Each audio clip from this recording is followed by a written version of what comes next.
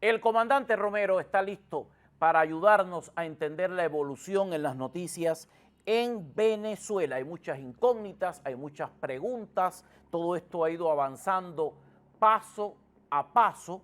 Hay mucho que conversar, queda mucho por hacerse. Comandante Romero, bienvenido, gracias por su tiempo. Muchas gracias, Sánchez Gras, como siempre. Comandante, hay una pregunta recurrente que apunta al arsenal mostrado por el ejército bolivariano. Nosotros contamos con su experiencia para explicar y describir el arsenal con el que estuvo haciendo arenga el ejército bolivariano. Hablaron de misiles de origen ruso, hablaron de otro tipo de armamento. Sin embargo, la gran pregunta aquí es ¿por qué no se disparó ni un solo misil como parte de la operación para extraer a Nicolás Maduro de Venezuela? Esto apunta a múltiples incógnitas que pasan desde una coordinación interna o desde una conspiración para ponerse de acuerdo con quienes iban a hacer la extracción. Esto genera muchas sospechas, pero no tenemos claridad hasta este punto ante esta interrogante. Quería preguntarle, ¿por qué a su juicio no se disparó ni un solo misil, comandante Romero?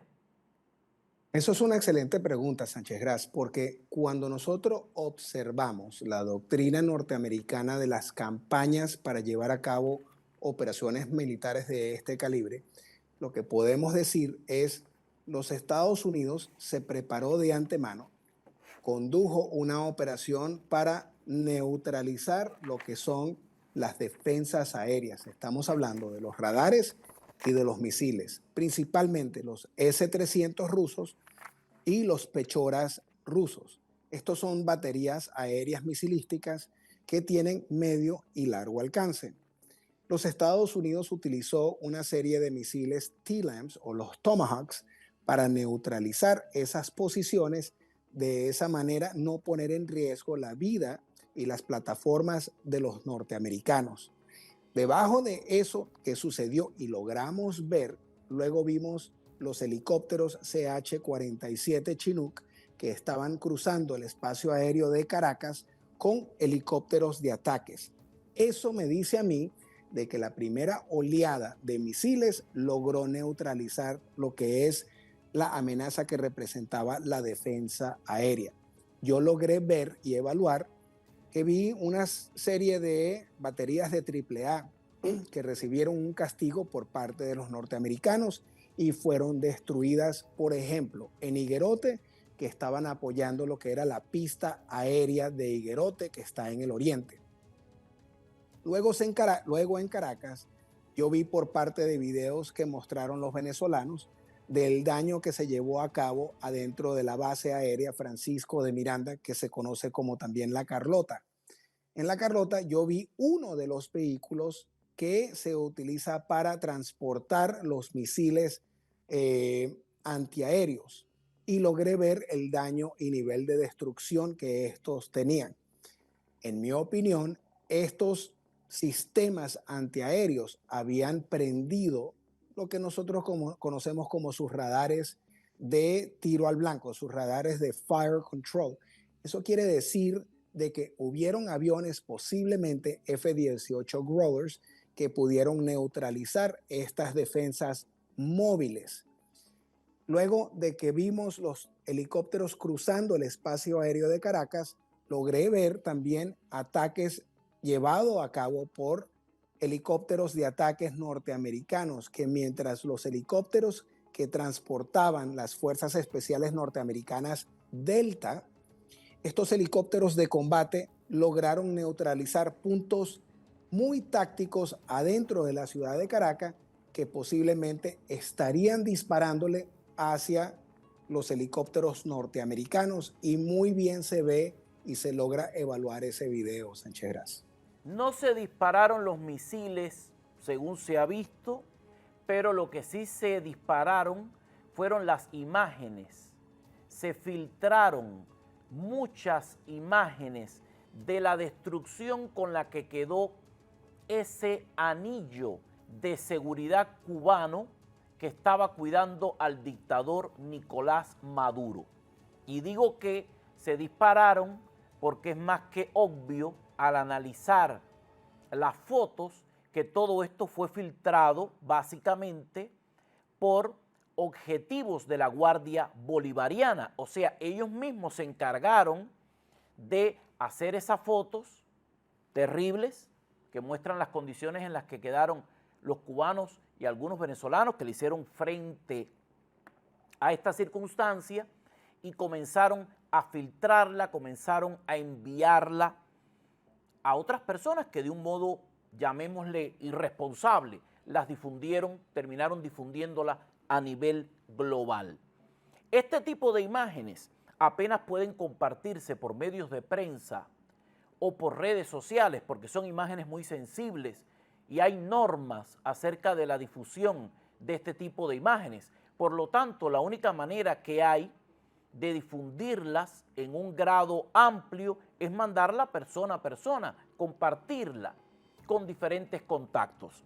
¿Cómo se puede interpretar una filtración de esta magnitud? Digamos que es un flaco favor que se le hace al ejército que ha perdido en esta encrucijada militar, o aquí estamos hablando de la idea de coquetear con el enemigo, o esta es una postura irresponsable de personas inescrupulosas, sin mucho respeto por la dignidad humana, sin importar de qué lado de la historia están.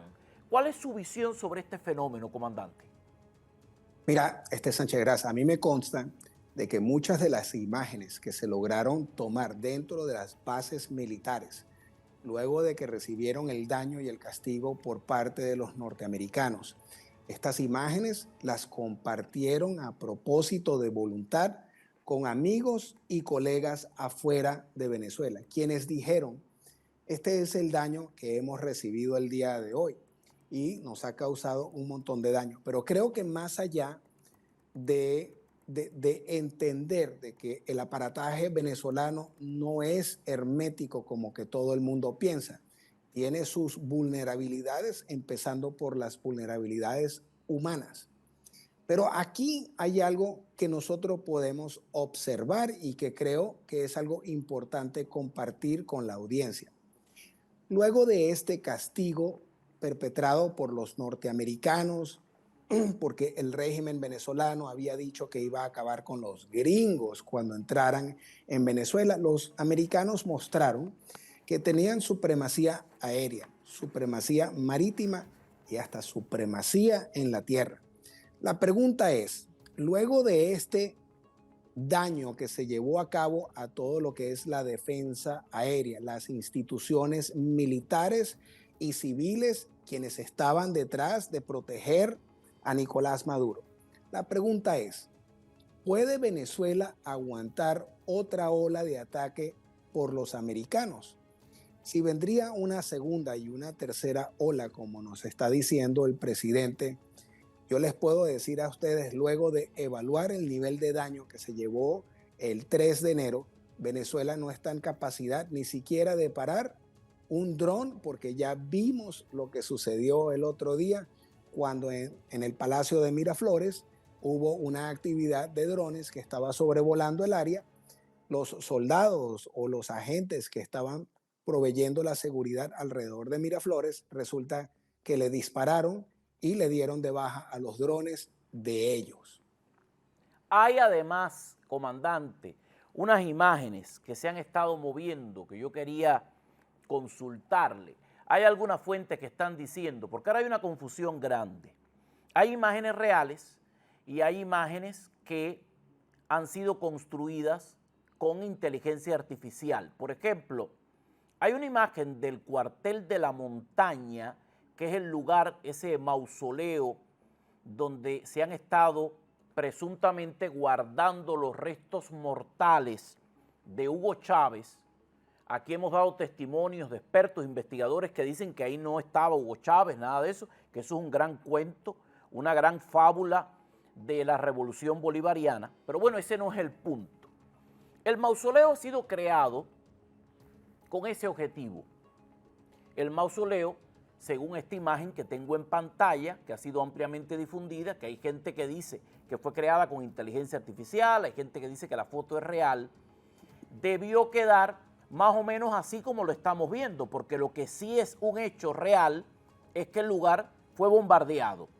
A mí me llama mucho la atención que en los alrededores del lugar hay una comunidad muy humilde, gente muy pobre, muy normal, muy de a pie, y la precisión del ataque, según la imagen, permite ver que lo único que volaron en pedazos fue el cuento del cuartel de la montaña, que la integridad de los pobladores que están alrededor de este sitio histórico del chavismo no se vio comprometida. Ayer vimos imágenes de la Guardia de Honor que se le estaba rindiendo por parte de las autoridades bolivarianas a quienes estaban trabajando o cumpliendo su misión en este cuartel de la montaña en el momento del ataque. Recordemos que ahí prevalece una especie de guardia de honor eterna a los restos del comandante Chávez, o al menos eso era lo que ocurría, porque este lugar tal cual era ha dejado de existir.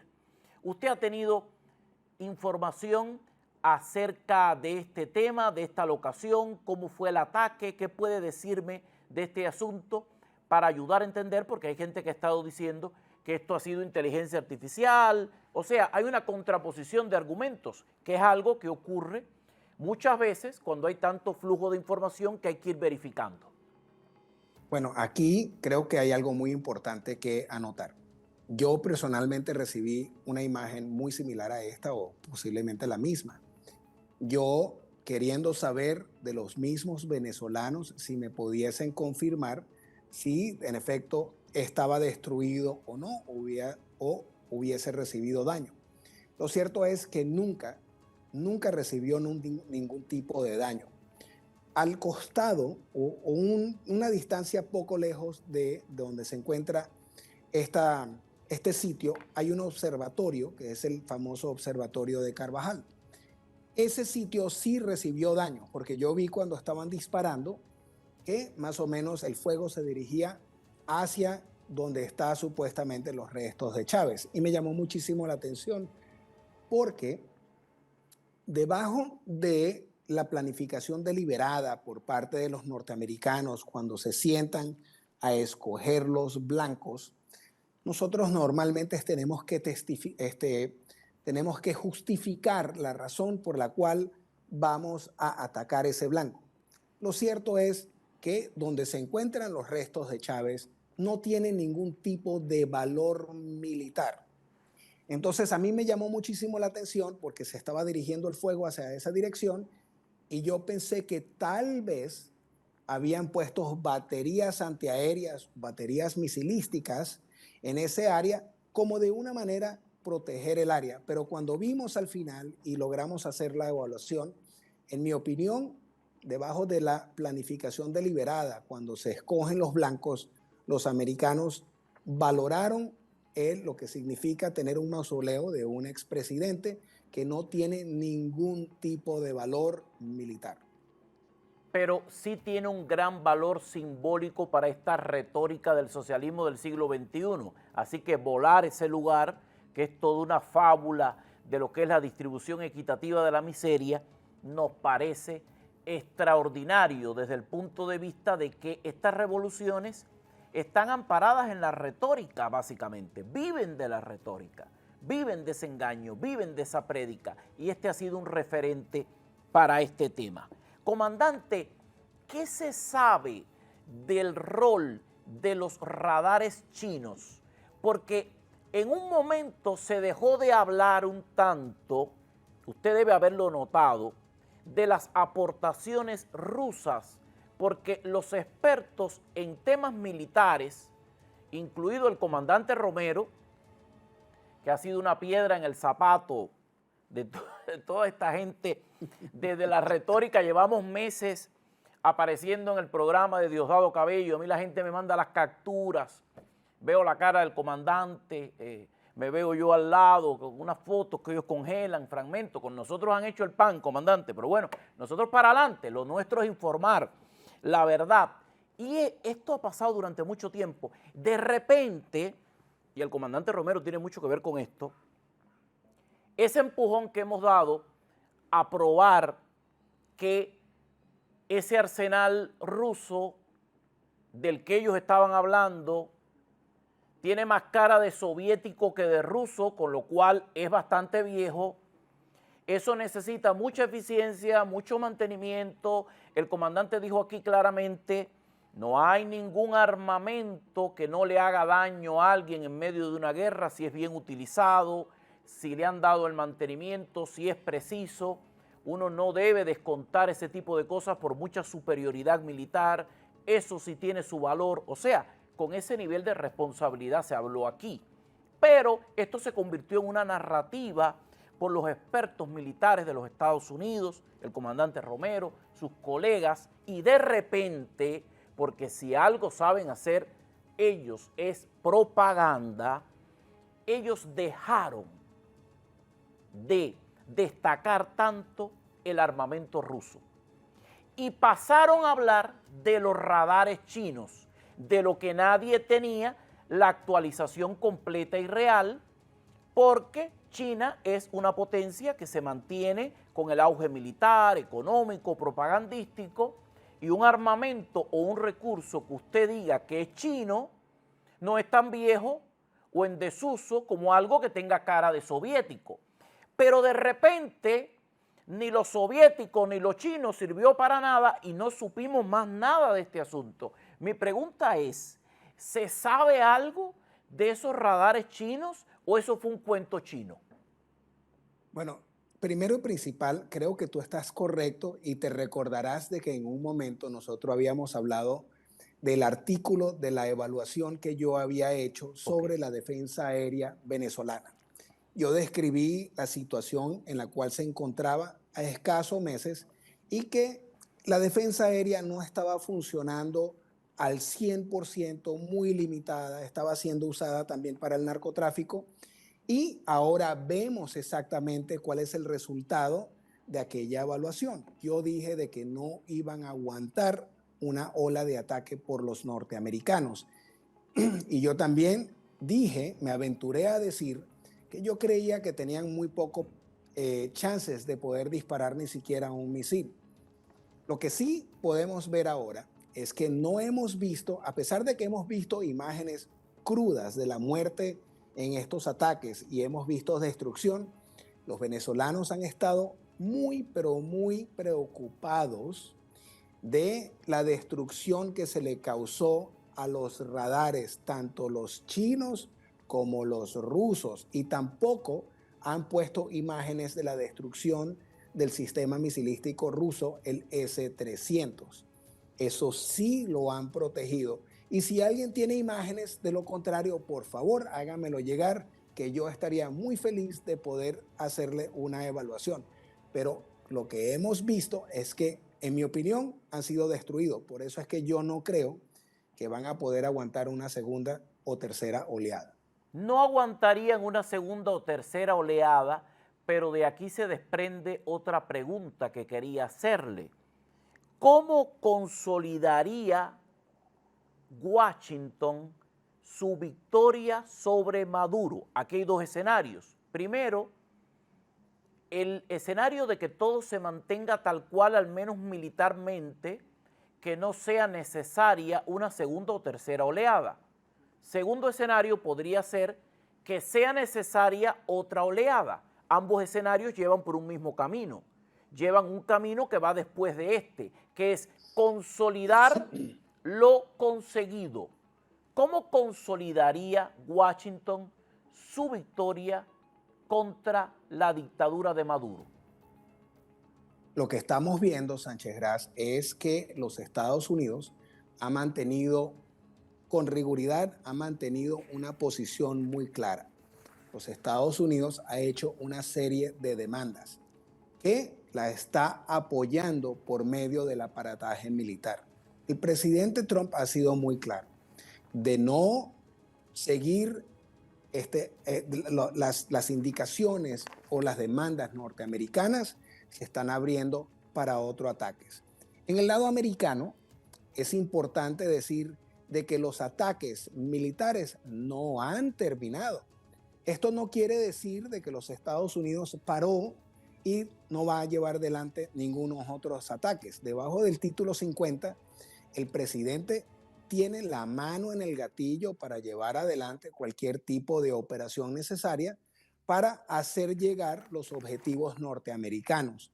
Y a pesar de que los Estados Unidos, el Congreso izquierdista demócrata, ha demostrado con ferocidad lo que quieren hacer de restringir al presidente Trump y de tratar de llevarlo para un juicio en el Congreso, el presidente ha mostrado de todas maneras de que tiene las facultades y tiene la voluntad de llevar a cabo este tipo de operaciones, porque al final, Sánchez Gras, creo que es importante de que el público en toda Latinoamérica entienda de que salir del cartel de los soles, salir de los carteles mexicanos y los otros carteles que puedan existir, va a traer estabilidad y paz para toda la región.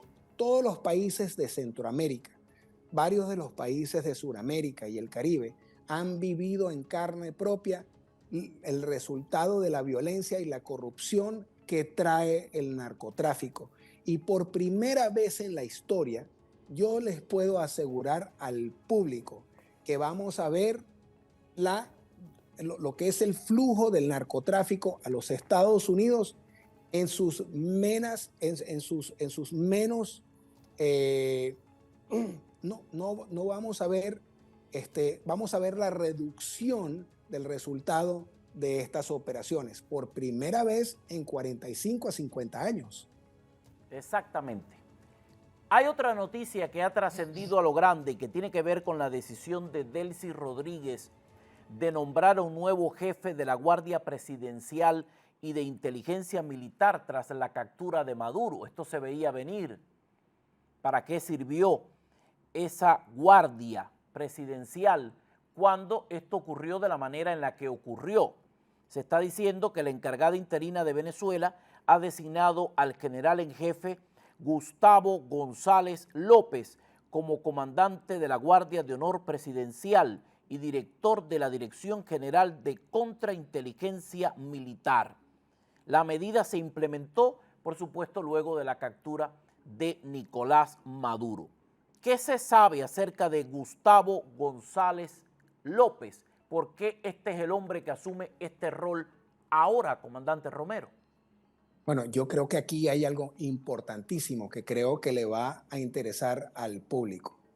Recordemos de que el propio presidente Trump nos dijo de que la única real oposición que ellos sintieron fue la seguridad brindada por los cubanos que pelearon ferozmente contra los norteamericanos, y en particular lo que él estaba hablando era de las fuerzas Delta. Bueno, las fuerzas Delta arrasaron con la seguridad que estaba prestando los cubanos. A mí me parece, Sánchez Gras, que este cambio obedece a instrucciones de La Habana por la pérdida de más de 32 cubanos. Yo creo que aquí hay incertidumbre de, por ejemplo, de que alguien pudiese haber compartido o haber ayudado a los norteamericanos para saber la hora o la llegada o cuántos guardias habían, que si se podía entrar o no se podían entrar. Y yo creo que los cubanos han mostrado su molestia de la pérdida de estos cubanos de seguridad y han empujado a Delcy a que haga un cambio, pero ese cambio obedece a la instrucción de La Habana. O sea, La Habana sigue metiendo las narices dentro de este proceso de transición, seguirlo llamando por el nombre que se le ha dado en medio de esta etapa de Venezuela sin Maduro o del chavismo sin Maduro, porque todavía el chavismo está en el poder. Seguimos revisando estas noticias con la experiencia del comandante Romero y vamos a hacerlo, por supuesto, porque cada día tiene su propio afán y sus propias repercusiones. Comandante Romero, le mando un abrazo. Gracias por su tiempo y por su experiencia. Lo esperamos pronto. Gracias a ti, Sánchez Gras. Muy amable.